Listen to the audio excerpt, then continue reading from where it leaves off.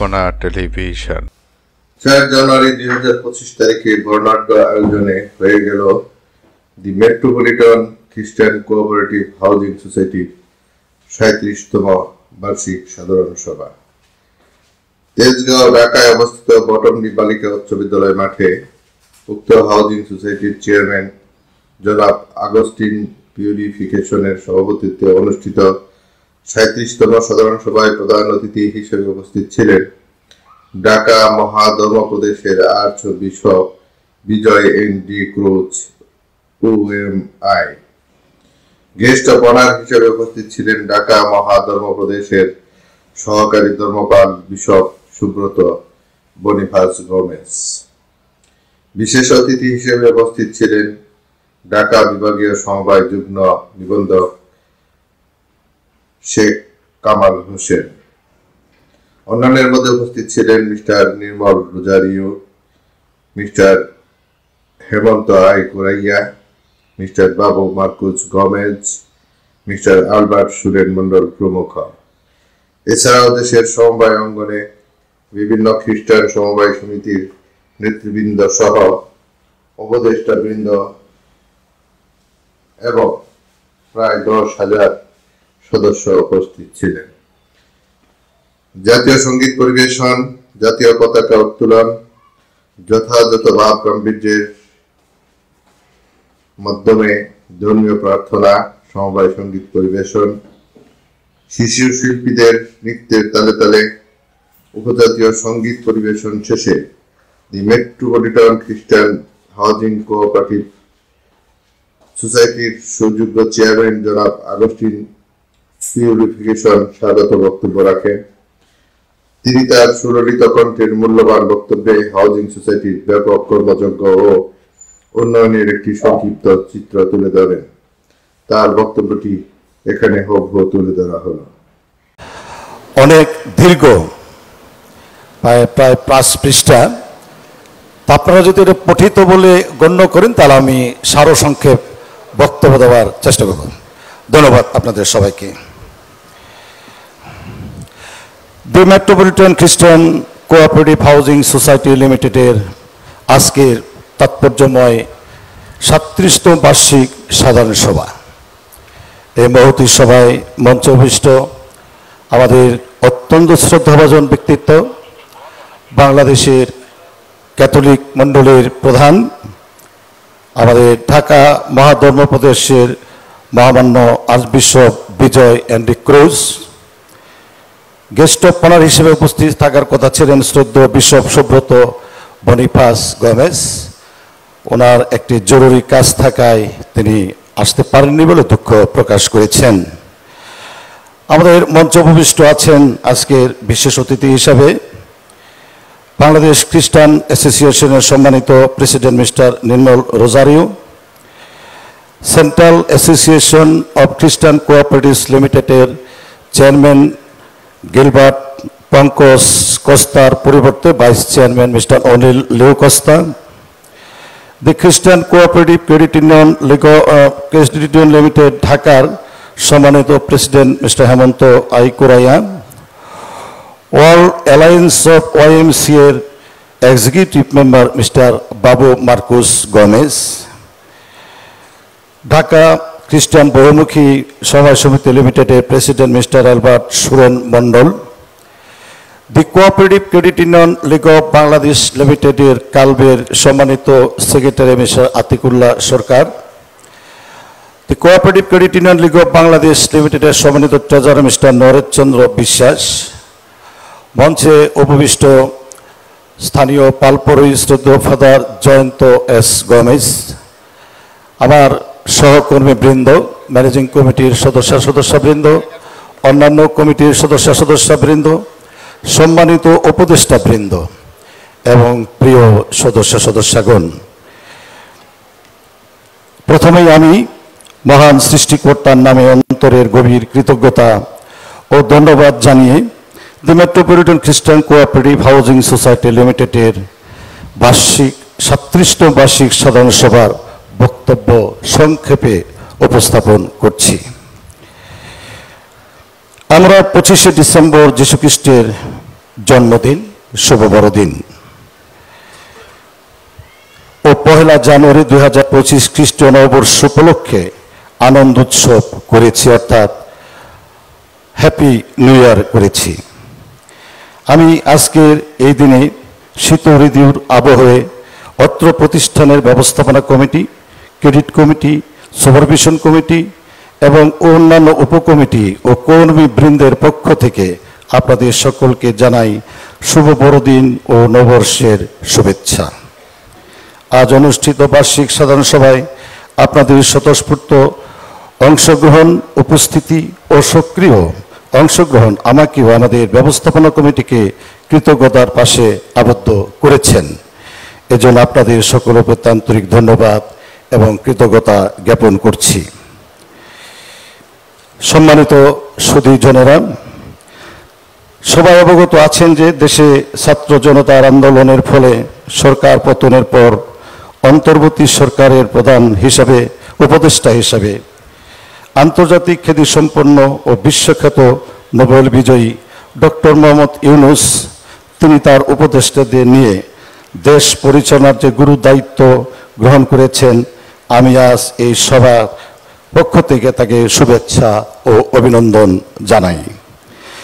তিনি দেশের দারিদ্র্য বিমোচনে ক্ষুদ্র ঋণ ব্যবস্থা চালু করে দরিদ্র জনগোষ্ঠীর জীবনমানের উন্নয়নের যে ভূমিকা রেখেছেন, আমি মনে করি সমবায়ের ক্ষেত্রে এটি একটি উজ্জ্বল দৃষ্টান্ত।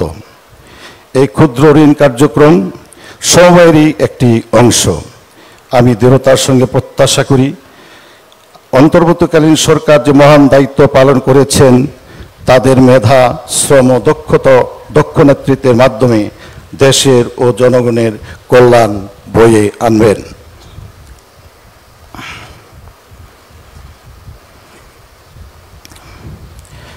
সম্মানিত সুধীজনেরা, আপনারা সবাই জানেন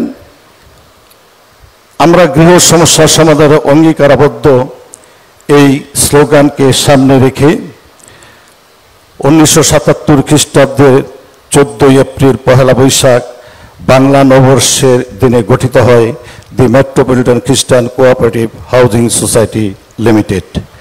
আমি যথাযোগ্য মর্যাদায় প্রতিষ্ঠা বার্ষিকীর দিনটিকে স্মরণ করি এবং কৃতজ্ঞতার অন্তরে স্বর্ণালী সময়ের 27 জন নিবেদিত প্রাণ স্বপ্নদ্রষ্টা সমাজসেবীদের প্রতি গভীর শ্রদ্ধা জ্ঞাপন করছি।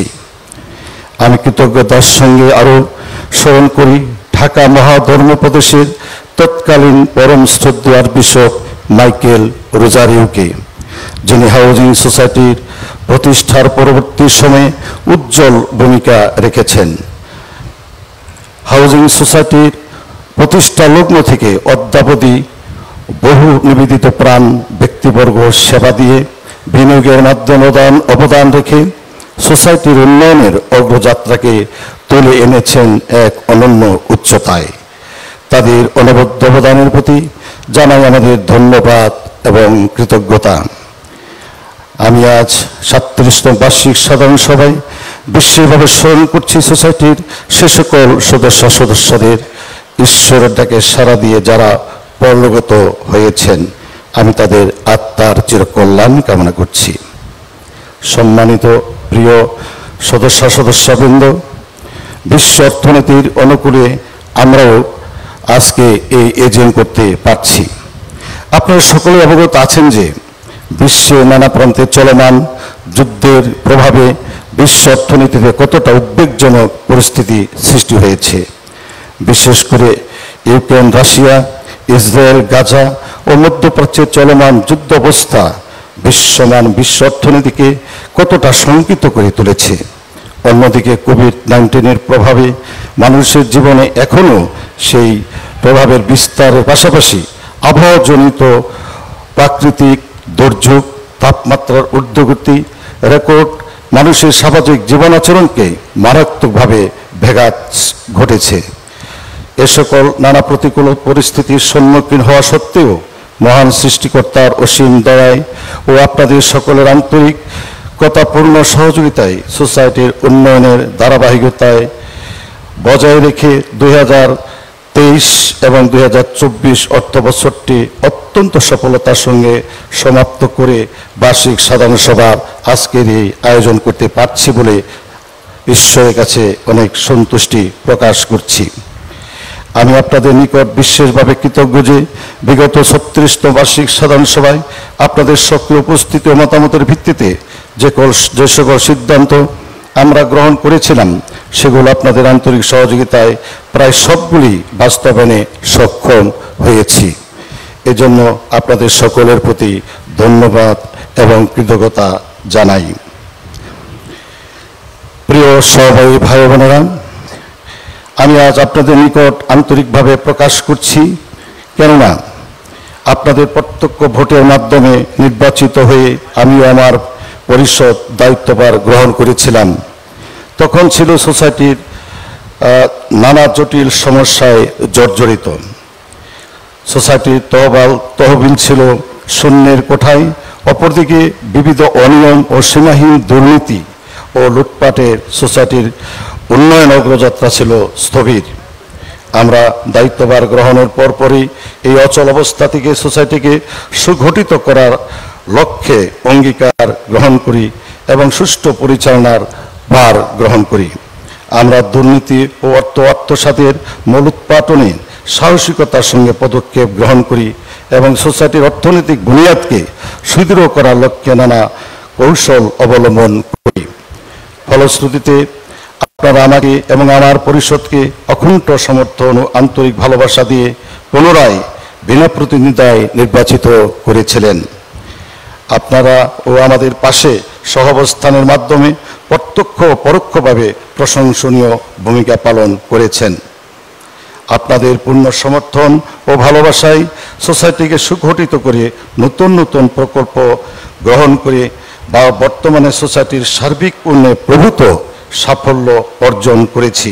এজন্য আপনাদের সকলের প্রতি অনেক অনেক কৃতজ্ঞতা জানাই।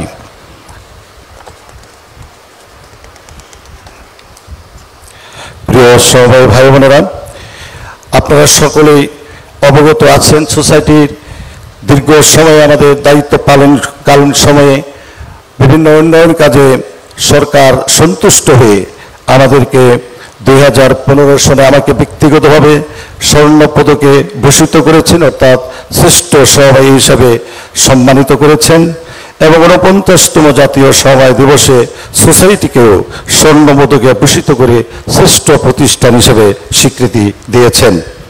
এছাড়াও সহভাগীর অবদান ও সমাজসেবার অবদানের স্বীকৃতিস্বরূপ জাতীয় এবং আন্তর্জাতিক বিভিন্ন প্রতিষ্ঠান হতে সম্মাননা অর্জন করেছি যথেষ্ট। শ্রম, মেধা ও সুদূর প্রসারিত চিন্তার সম্মিলিত প্রচেষ্টার প্রতিফলন এসব পুরস্কার। এছাড়াও কোভিড-19 সহভাগী অঙ্গনে ও সমাজের অবদানে স্বীকৃতি স্বরূপ আন্তর্জাতিক বিভিন্ন প্রতিষ্ঠান হতে আরও অনেক অনেক সম্মাননা অর্জন করেছি। প্রিয় সহভাগী ভাই বোনেরা, সোসাইটির সম্পদ এবং পরিসম্পদের চিত্রটি আমি সংক্ষেপে আপনাদের কাছে তুলে ধরছি। 2012 খ্রিস্টাব্দে আমরা যখন দায়িত্ব গ্রহণ করি তখন সোসাইটির সম্পদ এবং পরিসম্পদের পরিমাণ ছিল 222 কোটি টাকা, যা বর্তমানে 3500 কোটি টাকা এসে উন্নীত হয়েছে।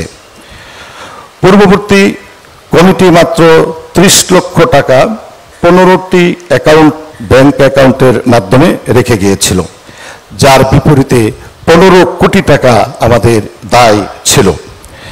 তুলনামূলক চিত্র যদি আমি সংক্ষেপে বর্ণনা করি তাহলে 2012 খ্রিস্টাব্দের পূর্বে 36 বৎসর ছিল সোসাইটির বয়স, আর তখন এই 36 বৎসরে সোসাইটির অর্জন ছিল জমির পরিমাণ ছিল 277 বিঘা ও মোট প্লটের সংখ্যা ছিল মাত্র 187টি। আর আমরা দায়িত্ব গ্রহণের পর 2012 থেকে এই চলতি আলোচ্য বছর পর্যন্ত আমাদের মোট জমির পরিমাণ হয়েছে 1100 বিঘা, মোট প্লটের সংখ্যা, ফ্ল্যাট বিল্ডিংয়ের সংখ্যা হয়েছে 86টি, মানে প্লট প্রকল্পের সংখ্যা 86টি। বর্তমানে মোট প্লটের সংখ্যা 4855টি, বরাদ্দকৃত প্লটের সংখ্যা 1446টি। আমাদের ফ্ল্যাট বিল্ডিংয়ের অবস্থা যা 2012 সন পর্যন্ত ছিল মাত্র 12টি, আর ফ্ল্যাট ছিল মাত্র 154টি পরিবারের বসবাস করতেন, যা বর্তমানে এসে দাঁড়িয়েছে আমাদের ফ্ল্যাট প্রকল্প গ্রহণকৃত প্রকল্পের সংখ্যা হলো 205টি। বর্তমানে মোট ফ্ল্যাটের সংখ্যা হবে 2104টি। এর মধ্যে নির্মিত ফ্ল্যাট প্রকল্পের সংখ্যা 40টি। 40টি ফ্ল্যাট প্রকল্পে নির্মিত ফ্ল্যাটের সংখ্যা 426টি পরিবারের বসবাস। আরও নির্মাণাধীন ফ্ল্যাট বিল্ডিং রয়েছে 13টি। 13টি ফ্ল্যাট বিল্ডিং নির্মাণ হলে আরও 150টি পরিবার বসবাস করার সুবর্ণ সুযোগ পাবে। আমাদের উল্লেখযোগ্য বিনিয়োগ সমূহ আপনাদের সামনে উল্লেখ করতে চাই। 2023-24 অর্থ বছরে জমি ক্রয় উন্নয়ন খাতে বিনিয়োগের পরিমাণ 246,82,64,050 টাকা। ফ্ল্যাট প্রকল্পের জন্য জমি ক্রয় ও নির্মাণ খাতে মোট বিনিয়োগের পরিমাণ 228,35,48,169 টাকা এবং ঋণ খাতে বিনিয়োগের পরিমাণ 68,67,22,780 টাকা। সোসাইটির চলমান উন্নয়ন প্রকল্পের কর্মকাণ্ডের চিত্র সংক্ষেপে তুলে ধরছি। আমাদের মোটবাড়ি প্রকল্প 1, মাউসাইড প্রকল্প 1 ও 2, তুমিলিয়া 1 ও 2 নং এবং দড়িপাড়া 1 ও 2 নং প্রকল্প, ভাটারা 2, 3 এবং 4 নং প্রকল্প, পাগার 7, 10, 14 এবং 15 নং প্রকল্প, ঢাকা শহরের সবচেয়ে আভিজাত্য এলাকাসমূহে যেমন উত্তরা, পূর্বাচল, নূতন শহর, বসুন্ধরা ও ধানমন্ডি সহ এই সমস্ত এলাকায় আমরা প্রকল্প শুরু করেছি। এই প্রকল্পগুলোতে ইতিমধ্যেই অনেকেই বাড়ি নির্মাণ করে বসবাস করছেন এবং অন্যান্য প্লটগুলোতে সদস্যদের বসবাস উপযোগী করে তোলা হয়েছে। বিশেষ করে প্লটগুলোতে বালি ভরাট করে অভ্যন্তরীণ নিরাপত্তা ও বেষ্টনী তৈরি, সুয়ারেজ ব্যবস্থা, বিদ্যুৎ ব্যবস্থা সহ অন্যান্য ব্যবস্থাদি প্রতিষ্ঠা করে বা বাস্তবায়ন করে সদস্যদের বসবাসের উপযোগী করে তোলা হয়েছে। যারা প্লট নিয়েছেন তারা অতি সত্বর বাড়ি করবেন বলে আমি প্রত্যাশা রাখি এবং আপনাদের আহ্বান জানাই। প্রিয় সমবায়ী ভাই বোনেরা, বিভিন্ন প্রকল্পে আমাদের মোট 13টি ফ্ল্যাট প্রকল্পের কাজ চলমান রয়েছে, যার মধ্যে উল্লেখযোগ্য পাগার ফ্ল্যাট প্রকল্প নির 145, উত্তরা ফ্ল্যাট প্রকল্প নির 35, 37 ও 86, মিরপুর ফ্ল্যাট প্রকল্প 95, দক্ষিণকান ফ্ল্যাট প্রকল্প 157, নদ্দা ফ্ল্যাট প্রকল্প 44 ও 41, 100, ভাটারা ফ্ল্যাট প্রকল্প নির 141, 177 এবং 191, রাজাবাজার ফ্ল্যাট প্রকল্প 179 ও 126 এবং নির্মাণ কাজ দ্রুত গতিতে এগিয়ে চলছে এই সমস্ত প্রকল্পগুলোতে, যা অতি দ্রুততার সঙ্গে আমরা সদস্যদের হস্তান্তর করতে পারব। প্রিয় সবাই ভাই বোনেরা, আমরা প্রচলিত আমাদের গৃহ নির্মাণ সমস্যা সমাধানের পাশাপাশি অন্যান্য আয়বর্ধকমূলক প্রকল্প আমরা শুরু করেছি এবং কর্মসংস্থান সৃষ্টির লক্ষ্যে এই সমস্ত দৃশ্যমান এবং টেকসই বিনিয়োগ আমরা শুরু করেছি, যা আপনাদের সামনে তুলে ধরার চেষ্টা করছি।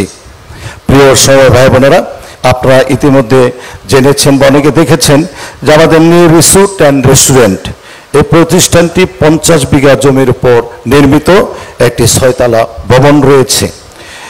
বর্তমানে ট্রায়াল ভিত্তিতে কার্যক্রম চলছে। এতে বর্তমানে 50 জন কর্মীর কর্মসংস্থানের সৃষ্টি হয়েছে এবং আয় প্রকল্প হিসাবে আমরা একটা অন্যতম প্রকল্প হিসাবে ধরেছি। এটা পুরোদমে চালু হলে আরও 100 কর্মী এখানে কাজ করতে পারবেন এবং কর্মসংস্থান সৃষ্টি হবে। আমাদের থিম পার্ক অ্যান্ড রেস্টুরেন্ট, যা দড়িপাড়া ঢাকা সিলেট হাইওয়ে রোডের মধ্যে আমরা নির্মাণ শুরু করেছি। এখানেও আমাদের 15 বিঘার উপরে জমি রয়েছে। এখানে একটি 5তলা বিশিষ্ট রেস্টুরেন্ট এবং একটি অত্যাধুনিক রয়েছে, বিল্ডিং রয়েছে যেখানে মানুষ থাকতে পারবেন এবং শিশুদের জন্য রয়েছে আধুনিক সমৃদ্ধ অনেকগুলো রাইড প্রকল্পে চালু হতে লোকের কর্মসংশ্লিষ্ট হবে প্রায় 200। আমরা আশা করছি এই প্রকল্পটি চালু হলে আমাদের প্রত্যেক বৎসর এখান থেকে কমপক্ষে 5 কোটি টাকা আমাদের আয় হবে বলে আশা করছি। আমরা সামাজিক দায়বদ্ধতার প্রয়োজনে জন্যে আমাদের প্রবীণ নিবাস ও গেস্ট হাউস আমরা ইতিমধ্যে শুরু করতে যাচ্ছি। খুব অল্প সময়ের মধ্যে আমরা শুরু করব। এটাও পূর্বাঞ্চল শহর থেকে একেবারেই সন্নিকটে, মাত্র পূর্বাঞ্চল থেকে 10 মিনিটের রাস্তা। তা 131% জমির উপর নির্মিত হয়েছে। 4 তলা একটি বিল্ডিং হয়েছে। এখানে সুইমিং পুল করা হয়েছে এবং ওই গার্ডিয়ানদের বা অন্যান্যরা যারা আসবে সেজন্য সুইমিং পুলও করা হয়েছে এবং সুন্দর একটি মাঠ রয়েছে। আমরা এখানে মনে করছি এটি চালু হলে 100 জন কর্মীর কর্মসংস্থান সৃষ্টি বা সুযোগ হবে। আমরা সামাজিক দায়বদ্ধতার জন্য আরেকটি প্রকল্প শুরু করেছি, সেটা হলো আমাদের সেন্ট ফিলোমিনা মা শিশু জেনারেল হাসপাতাল। এটা আমাদের সাভার এলাকায়। আপনারা সবাই জানেন যে সাভার একটি জনবহুল এলাকা, লক্ষ লক্ষ লোকের বসবাস। সেই সাভারের রাজাসন পলুর মার্কেট নামে পরিচিতি যে জায়গাটা রয়েছে, সেখানে একটি 9 তলা বিশিষ্ট হাসপাতাল আমরা শুরু করেছি। নির্মাণ কাজ শেষ হয়েছে। ইন্টেরিয়র কাজ এবং অন্যান্য কাজ সম্পূর্ণ করার জন্য দ্রুত গতিতে কাজ চলছে। আমরা আশা করছি আগামী 1 বছরের মধ্যে এই হাসপাতালটি চালু হবে এবং এখানেও প্রায় আমাদের 100 কর্মী কর্মসংস্থান হবে এবং আমরা মা ও শিশুদের সহ জেনারেল যে স্বাস্থ্য সেবা রয়েছে সেটি দিতে সক্ষম হব।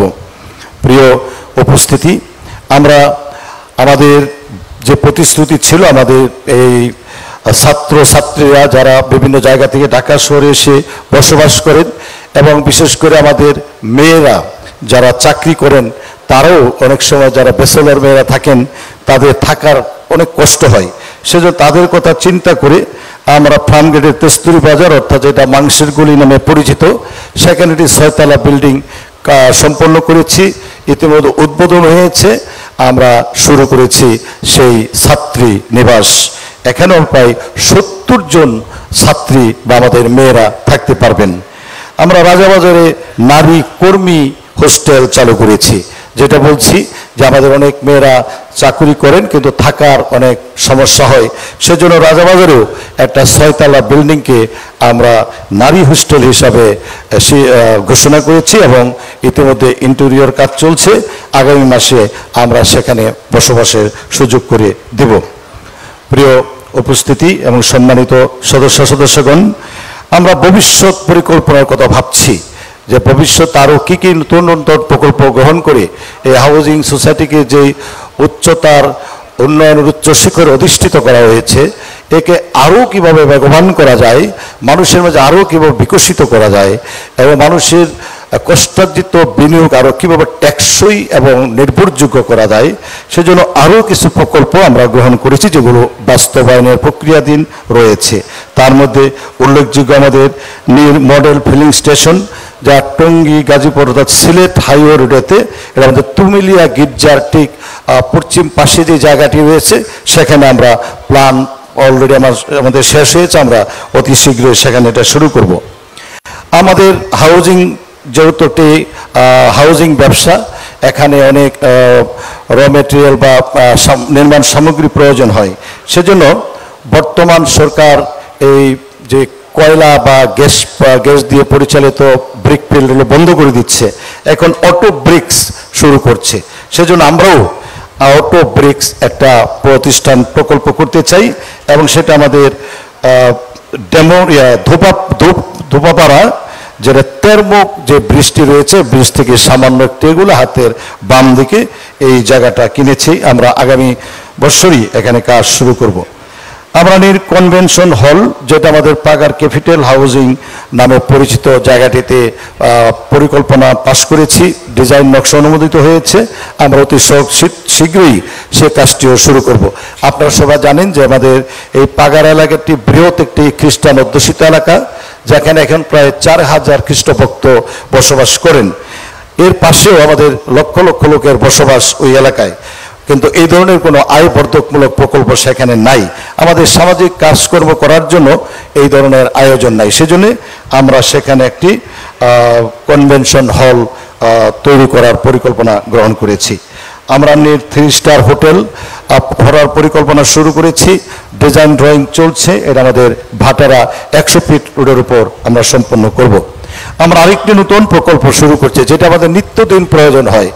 আমাদের অনেক কর্মী, অনেকগুলো প্রতিষ্ঠান, রিসোর্ট, থিম পার্ক, তারপরে আমাদের এই ছাত্রী হোস্টেল, আমাদের নিজস্ব অফিস, আমাদের প্রবীণ নিবাস, এই সমস্ত প্রতিষ্ঠানে লক্ষ লক্ষ লোকের আনাগোনা হবে। তাদের পানীয় জল এটা খুব প্রয়োজন, আমরা বাইরে থেকে অনেক চড়া দামে কিনি বা, তো সে কারণে আমরা ভাবছি যে আমাদের চাহিদাটা পূরণ করার জন্য আমরা একটি মিনারেল ওয়াটার অর্থাৎ ড্রিঙ্কিং ওয়াটার প্রতিষ্ঠান প্রকল্প বাস্তবায়ন করব। সেজন্য আমরা পুবাইলের বাঁধনের প্রকল্পটি গ্রহণ করেছি এবং অতি শীঘ্রই আমরা এটা বাস্তবায়ন করে আমাদের চাহিদা পূরণ করেও আমরা বাহিরে এটা ব্যবসা করতে পারবো বলে আমরা আশা করি।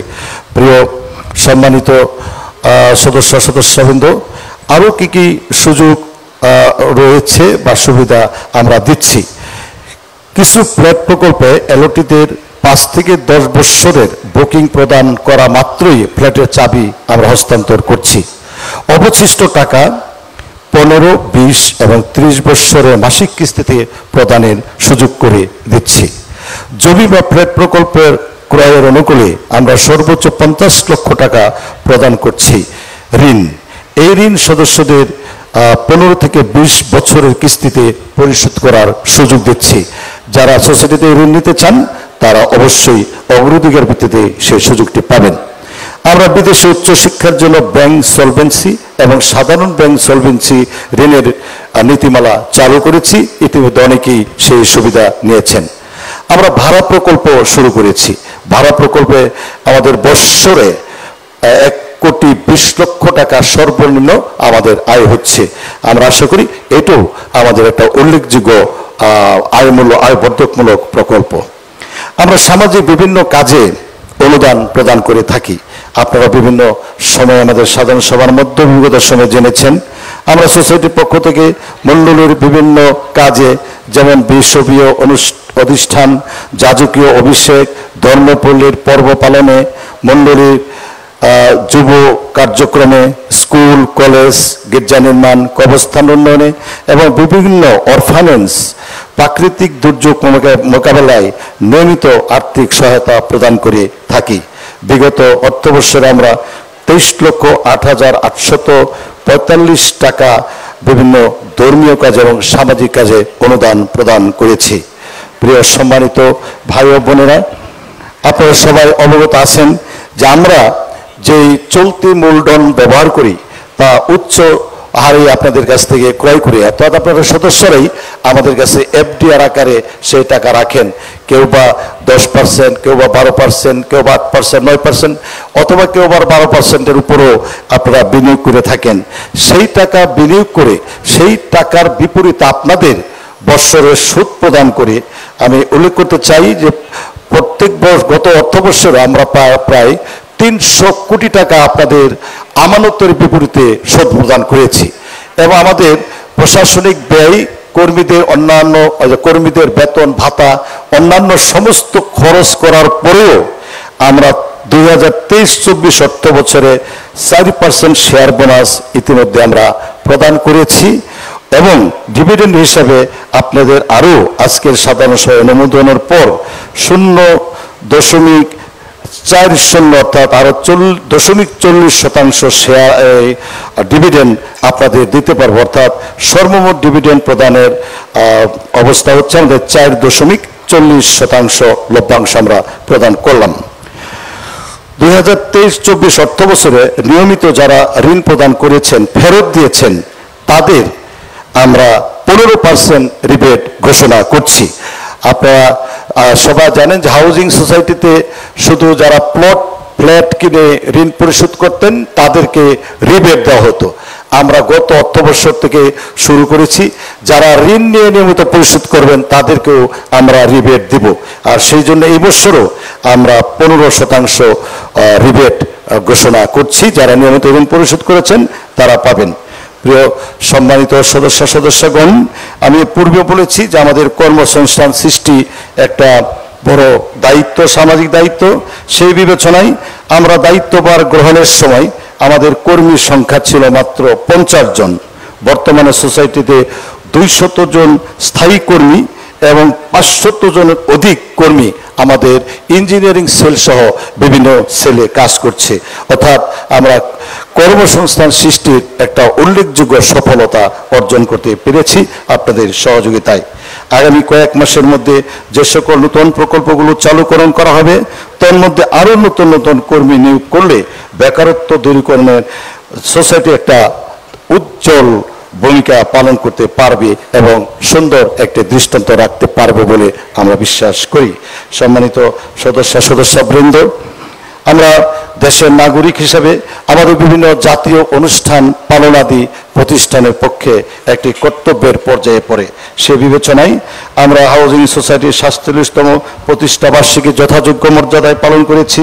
আমরা 21শে মাতৃভাষা দিবস অর্থাৎ শহীদ আন্তর্জাতিক মাতৃভাষা দিবস, স্বাধীনতা দিবস, বিজয় দিবস অত্যন্ত তাৎপর্যের সঙ্গে দিবসগুলো অন্যান্য দিবসগুলো সহ আমরা যথাযোগ্য মর্যাদায় জাতীয় দিবসগুলি পালন করে থাকি। আমরা বড়দিন এবং পাস্কা পর্বের সময় দেশের রাষ্ট্রীয় পর্যায় থেকে শুরু করে মান্ডলিক সকল ক্ষেত্রে সোসাইটির পক্ষ থেকে শুভেচ্ছা বিনিময় করে থাকি। আন্তর্জাতিকভাবে মহান মে দিবস, নারী দিবস সহ অন্যান্য গুরুত্বপূর্ণ দিবসগুলিও আমরা পালনে যথেষ্ট সমর্থ হয়েছি বা চেষ্টা করে যাচ্ছি। প্রিয় সম্মানিত সদস্যগণ, দেশের সমবায় সকলের সোসাইটির সঙ্গে সুসম্পর্কের কথা যেন বলতে চাই যে হাউজিং সোসাইটি দেশের খ্রিস্টান সমবায় সমিতিগুলোর সাথে অত্যন্ত সুসম্পর্ক বজায় রেখে চলছে। সর্বস্তরের সহায় প্রতিষ্ঠান ও ব্যক্তির নিকট গ্রহণযোগ্যতা বৃদ্ধি পেয়েছে। এমনকি দেশের আন্তধর্মীয় সম্পৃক্তির বন্ধনের পাশাপাশি দেশের বাহিরেও সমবায় সমিতির সঙ্গে আমাদের একটি আন্তরিক যোগাযোগ রয়েছে। প্রিয় সমবায়ী ভাই বোনেরা, আমি এখন আমার বক্তব্যের শেষাংশে যে বিষয়টি আপনাদের সঙ্গে অত্যন্ত দুঃখ এবং ভারাক্রান্ত মনে উল্লেখ করতে চাই সেটি হচ্ছে, আপনারা অবগত আছেন যে আমাদের দায়িত্ব পালনকালীন এই শেষ সময় অর্থাৎ আমরা বর্তমান যে পরিষদটি রয়েছে আমাদের এটা শেষ সাধারণ সভা, ঠিক এই সময় এসে সমাজের একটি কুচক্রী মহল যারা বিভিন্ন সময়ে এই হাউজিংয়ে দায়িত্ব পালন করেছেন, কোটি কোটি টাকা আত্মসাৎ করেছেন, যাদের আপনাদের সিদ্ধান্তের প্রেক্ষিতে যাদেরকে আইনের আওতায় এনে মামলা করা হয়েছে তাদের কাছে টাকাও অনেক আদায় করা হয়েছে এবং বাকি টাকা আদায়ের চেষ্টা চলছে।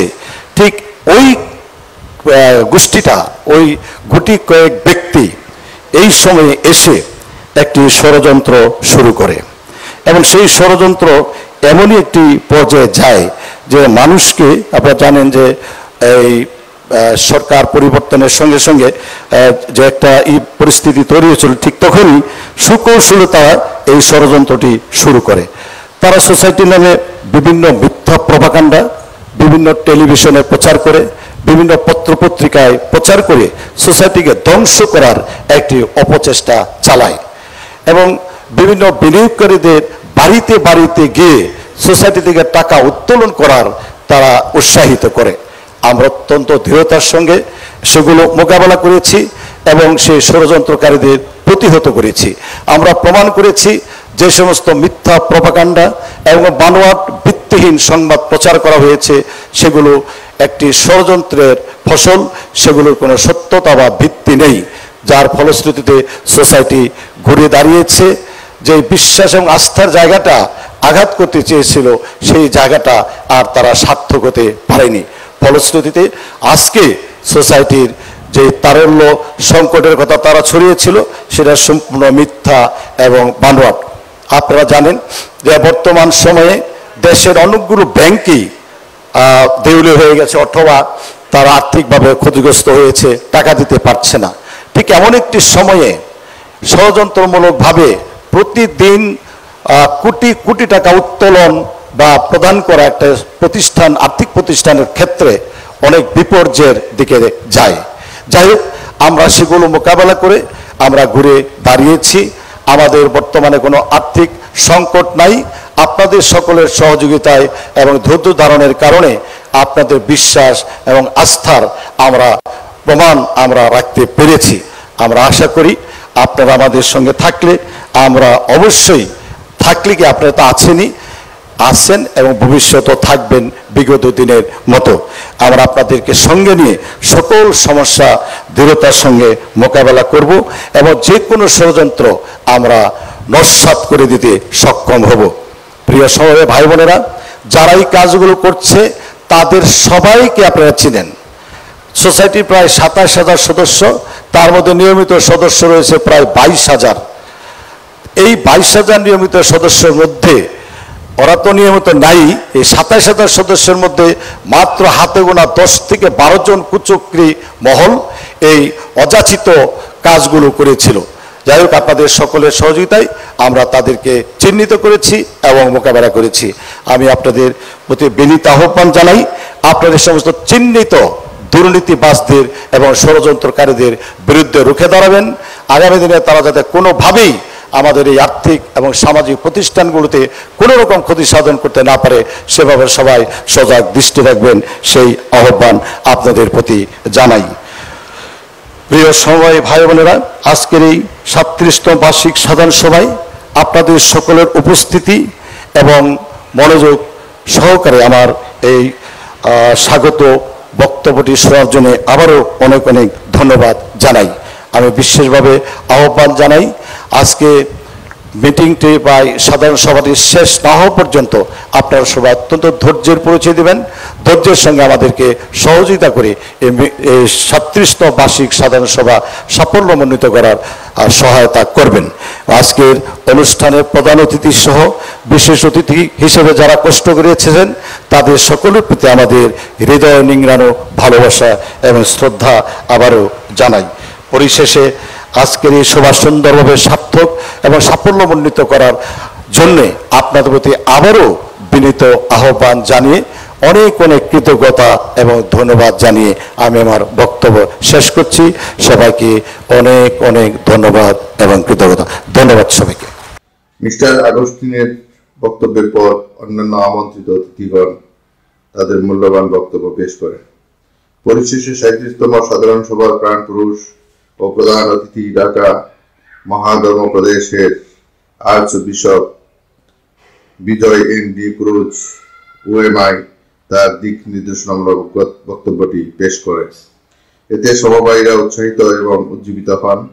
প্রধান অতিথির বক্তব্যটি এখানে উপস্থাপন করা হলো। মেট্রোপলিটান খ্রিস্টিয়ান কোঅপারেটিভ হাউজিং সোসাইটির 37তম বার্ষিক সাধারণ সভায় উপস্থিত নেতৃবর্গ, বিশেষ করে mister আগুস্টিন purification, mister Nirmal Rozario, mister হেমন্ত কোরায়া, বাবু মার্কুস এবং অন্যান্য সমিতি থেকে আগত নেতৃবৃন্দ, আমাদের এখানে উপস্থিত আছেন শ্রদ্ধেয় ফাদার জয়ন্ত, আমাদের পালপুরোহিত, এবং সামনে এবং বিভিন্ন জায়গাতে আমি দেখতে পাচ্ছি অনেক সম্মানিত বয়োজ্যেষ্ঠ ব্যক্তিবর্গ রয়েছেন।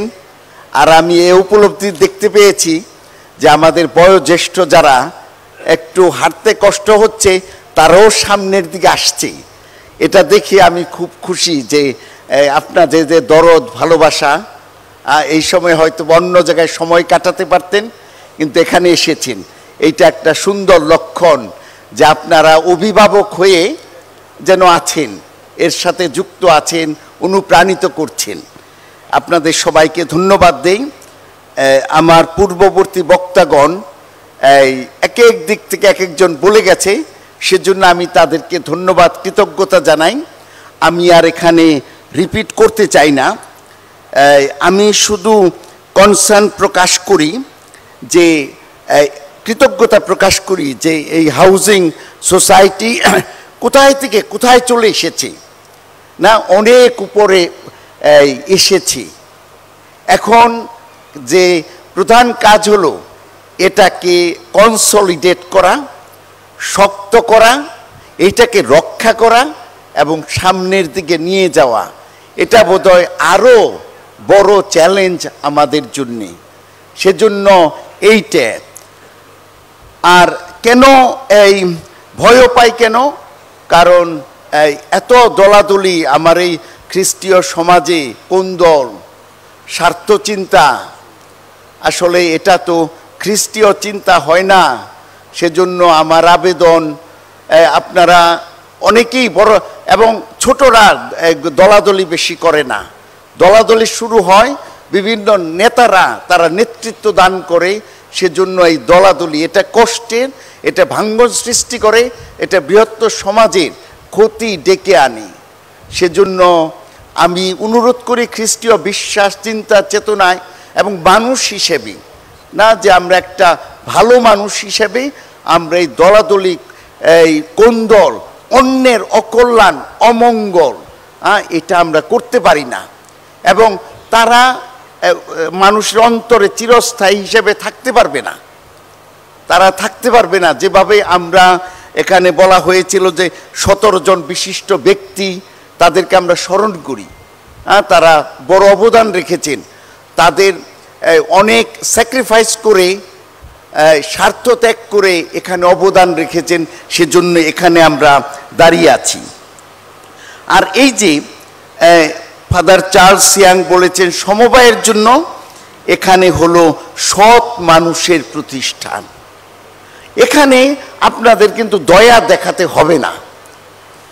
সৎ মানুষের প্রতিষ্ঠান, সৎ মানুষ এখানে থাকবে। অসৎকে না, আমি ছেড়ে দেব না। ওই ফাদার আছে, আরো ফাদাররা আছে, তারা এটা তাদের রক্ষণাবেক্ষণ করবে, কি করা যায়। কিন্তু এই প্রতিষ্ঠানে সৎ মানুষ থাকবে। আর ফাদার জয়ন্ত দেখবে কি করে যেগুলোকে আপনারা রাখবেন না, তার পরিচর্যা করতে হবে, তাদেরকে ছাড়বো না। কিন্তু প্রতিষ্ঠানে অসৎ মানুষ, কারণ এটা ফাদার ইয়াং বলেছেন এটা সৎ মানুষের প্রতিষ্ঠান। সাথে আপনারা বলেছেন যে ট্রান্সপারেন্সি, অ্যাকাউন্টেবিলিটি, গুড গভর্নেন্স, না স্বচ্ছতা, দায়বদ্ধতা, সুশাসন। এখানে আমি কিন্তু একটা যোগ করতে চাই। কোনো প্রতিষ্ঠানের ছোট ছোট পকেট থাকে, আমি শুনেছি। আমি ঢাকায় তো তত না, 4 বছর। এইরকম প্রতিষ্ঠানে কোনো প্রতিষ্ঠানের ছোট ছোট কিছু কিছু পকেট থাকে, রহস্যময় পকেট। এই পকেটগুলো বাদ করা হোক। কোনো পকেট যাতে না থাকে, রহস্যময় কোনো পকেট যাতে না থাকে। সেখান দিয়ে নাকি কোথায় কি হয়, রহস্যজনকভাবে কাজ হয়। সেজন্য এই প্রতিষ্ঠানটা ভালো, প্রতিষ্ঠানটার এই যে মূল জায়গাটা ভালো, কল্যাণকর, কিন্তু এই পকেটের মধ্য দিয়ে দুর্নাম আসে। কোনো রহস্যময় পকেট আজকে থাকতে পারবে না। সব জায়গায় স্বচ্ছতা, এবং নেতৃবৃন্দের স্বচ্ছতা মানে তার জীবনও, পারিবারিক জীবন আমি বলি, তার ব্যক্তিগত জীবন, ওইটাকে আমি শ্রদ্ধা করি। কাজের সাথে যারা যুক্ত, তাদের ব্যক্তিগত জীবনও কিছু স্বচ্ছ থাকতে হবে। কারণ সে নেতা, তাকে আমি চ্যালেঞ্জ করতে পারবো। সে নেতৃত্ব দান করে, তাকে আমি চ্যালেঞ্জ করতে পারবো। সে এই চ্যালেঞ্জের উত্তর তাকে দিতে হবে। তারপরে আমি তারা কিছু কিছু উদ্যোগ গ্রহণ করেছে। আপনারা মিস্টার বাবু মার্কুস, মিস্টার নির্মল, আমরাও চেষ্টা করতেছি আসলে যে কি করে যে এই সবগুলো আমাদের আর্থিক প্রতিষ্ঠানগুলো অনেক দূরে গিয়ে আসছে। কিন্তু আমার দুঃখ যে যখন মানুষ কমে যায়, তখন কিন্তু একটা মানুষ চলে গেলে আমার কষ্ট। হ্যাঁ, বিদেশে গিয়ে ঠিক আছে, ভালো থাকবে, ঠিক আছে, কিন্তু আমার মানুষ কমে যায়, আমার মণ্ডলী ছোট হয়ে যায়। হ্যাঁ, এটা নিয়ে তো আমার খুব কষ্ট। সেজন্য তারা যাতে, আমাদের যুবকরা যাতে এই সমস্ত প্রতিষ্ঠান থেকে অনেক আশা পায়, সাহায্য পায়, যাতে তারা একটু উচ্চতম পর্যায়ে যেতে পারে, উচ্চতম পর্যায়ে যেতে পারে, যে তারা মনে করবে আমরা এখানে থাকব, এই দেশের মানুষ আমরা এখানে থাকব। আর আমি আসলে এখানে এসে বিভিন্ন এই জনের সাথে তো এই সরকারি লেভেল, তারপরে বিভিন্ন বৃহত্তর সোসাইটি, না যে যখন যে সেনাবাহিনী প্রধান এসে বলে আমি তো মিশনারি স্কুলের ছাত্র, যখন পুলিশ প্রধান এসে বলে স্যালেশিয়ান সিস্টাররা তো আমাকে পড়িয়েছে, ফ্রান্স থেকে তারা এসে, আমি মাইমনসিংহে পড়াশোনা, উপদেষ্টাদের মধ্যে অনেকে। কিন্তু আমার খ্রিস্টিয়ান সমাজের যেন আমরা বাইরের মানুষের জন্য যে কোনো সেক্টরে আমি যখন কথা বলতে চাই, আমি আস্তে করে খবর নিয়ে নেই কোথায় পড়াশোনা করেছে, কোথায়। যেমন প্রধান উপদেষ্টা বলেছেন তার এই প্রথম সন্তানের জন্ম হয়েছে একটা মিশনারি হাসপাতালে, ডক্টর ইনু।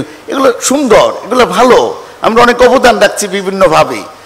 কিন্তু আমাদের জন্য, খ্রিস্টিয়ানদের জন্য কিছু আরো বেশি কিছু করা দরকার। আমি মনে করি শুধু অনুদানে থাকলে চলবে না, যে স্থায়ীভাবে আমরা কি করে দক্ষতা, এডুকেশন লেভেল যে উচ্চ পর্যায়ে নেবার জন্য স্থায়ীভাবে কিছু পরিকল্পনা নেওয়া দরকার। এবং যাদেরকে আমরা বিভিন্ন ইউনিভার্সিটিতে, বিভিন্ন ইঞ্জিনিয়ারিং, মেডিকেল, এরকম যে বিভিন্ন কিছু আছে যেখানে যদি আমরা পড়াশোনা করি, আমরা এই এতগুলো প্রতিষ্ঠান এবং তাদের উদারতা আছে, এটা আবার আমি দেখি। কিন্তু আর পরিকল্পিত হয়ে যদি আমরা করতে পারি, এটা হলে ভালো হইতো। আর আরেকটা কথা আমি শুনতে পাই আজকে, আমাদের খ্রিস্টিয়ানদের সবার অবস্থা তো এত ভালো না, কিন্তু মেম্বারদের জন্য একটা চিন্তা করতে হবে, যারা হাউজিংয়ের মেম্বার তারা আরো কম মূল্যে কি করে জায়গা পেতে পারে, এইটার একটা চিন্তা করতে হবে। কারণ আমি হাউজিং নিয়ে আমি এত দক্ষ ব্যক্তি না, কিন্তু আমি সিলেটে তো 100-150 মানুষের জায়গা কিনে দিছি। ওখানে আমার টাকা দিয়ে আগে কিনে তারপরে তো সেই ক্রয় মূল্যে তাদের দিছি। ঠিক আছে, আপনারা ক্রয় মূল্যে দিতে পারবেন না, কিন্তু কি করে আপনাদের তো লাভ আছে, আপনাদের লাভ আছে, তো এখানে আপনাদের টাকা আছে, লাভ আছে, সেখান থেকে কোনো না কোনোভাবে আপনারা আরো বেশি বুঝেন। মেম্বাররা যাতে স্বল্প মূল্যে, অন্তত তারা মেম্বার, তো তাদের একটা সুবিধা দিতে হবে, যাতে মেম্বাররা এই ক্যাটাগরি দেখে, সেই অনুসারে ক্যাটাগরি দেখে কিন্তু তাদের জন্য ব্যবস্থা করতে হবে। আমি নটরডেম কলেজের সাথে, Notre Dame University, Holy Cross, Saint Joseph, Saint Gregory এদের সাথে জড়িত। আমাদের এক একটা প্রতিষ্ঠানে টিচারদের বেতনের পরে এই সমস্ত কলেজে যারা আসে একটাও বেতনের অভাবে এখানে ঝরে পড়বে না। এতটুকু টাকা রাখা হয় তাদের দরিদ্র ফান্ডে এখানে, যে টিচারদের বেতনের পরে এই পরিমাণ যে টাকা রাখা হয়, যাতে এই হোলি ক্রসে এসে বা নটরডেমে এসে যে ঢুকছে এখানে, সে যে ধর্মেরই হোক, এখান থেকে সে ছুটে যেতে পারবে না, তো পড়াশোনা করতে হবে। উদ্দেশ্য লক্ষ্যটা ঠিক থাকলে এখান থেকে কেউ ঝরে পড়বে না। সেজন্য আপনাদের মেম্বারদের যে আকাঙ্ক্ষা, এই আকাঙ্ক্ষা পূরণ করার একেবারেই সর্বশ্রেষ্ঠ চেষ্টাটা করতে হবে, যাতে সবারই এই যে একটা সুন্দর আদর্শ নিয়ে, এই সুন্দর একটা আকাঙ্ক্ষা নিয়ে, সুন্দর একটা স্বপ্ন নিয়ে, যে একটা যে স্থায়ী একটা আবাস তার থাকবে, যার মধ্য দিয়ে সে সামগ্রিকভাবে সে বিস্তার লাভ করবে, উন্নতি লাভ করবে। সেজন্য আপনাদের এগুলো একটু চিন্তা করবেন, একটু দেখবেন।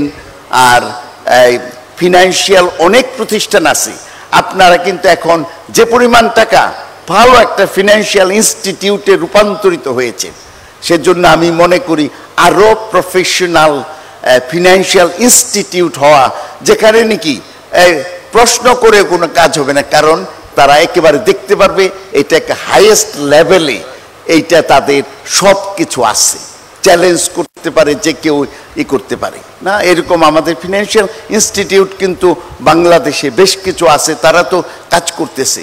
সেখানে তো শুনি না টাকা টুকে এদিক ওদিক হয়, কারণ খুবই হাইলি প্রফেশনাল সেখানে, এবং মানুষের কল্যাণ মঙ্গল করে যাচ্ছে।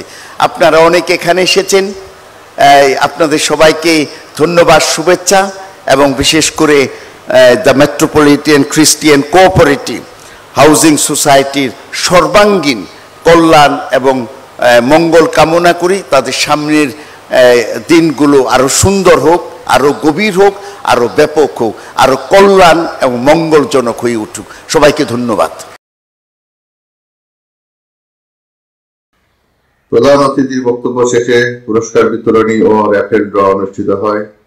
বাংলাদেশের অন্যতম ও শীর্ষস্থানীয় সমবায় সমিতি দি মেট্রোপলিটন খ্রিস্টান কোঅপারেটিভ হাউজিং সোসাইটির চেয়ারম্যান যেমন বুদ্ধিমান, বিচক্ষণ, সুযোগ্য, সুদক্ষ, তেমনি তার সেক্রেটারি দক্ষতা, যোগ্যতা ও অপরিসীম ধৈর্য শক্তির পরিচয় দিয়েছেন। দিনব্যাপী আয়োজিত অনুষ্ঠানটি সুচারু ও সুশৃঙ্খলভাবে পরিচালনার মাধ্যমে।